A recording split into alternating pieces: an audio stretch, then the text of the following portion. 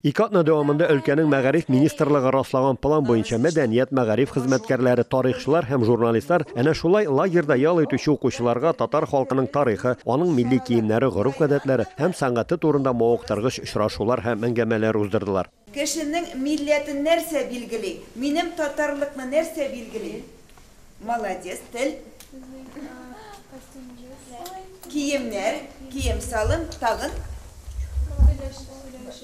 Кием салым, телем, әйтәң.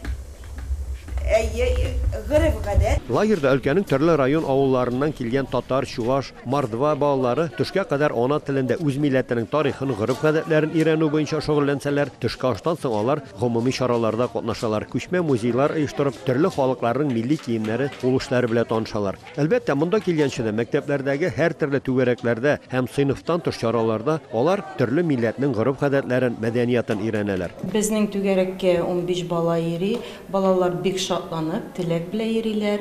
Без ул түгәрәктә җырлар, шигырьләр, биюләр, татар традицияларын, культураларын, обычайларын өйрәнәбез. Россиянең атказанган мәдәният хезмәткәре, өлкәнең татар милли мәдәни автономиясе әгъзасы Нурия ханым Туркова фестивальдә катнашучыларны сәхнә хәрәкәте, матур сөйләм серләре һәм татар халык милли киемнәре белән таныштырды. Они задают вопросы, они интересуются, они знают историю. Поскольку занятие было не просто лекционное, оно было в форме диалога, я много сегодня у детей взяла тех знаний, которые они по-своему перерабатывают и подают. Өлкәнең төрле районнарыннан килгән малайлар һәм кызлар рус әдәбияты классиклары Александр Пушкин, Николай Гоголь әсәрләренең татар теленә тәрҗемә ителгән шигырьләрен дә укыдылар.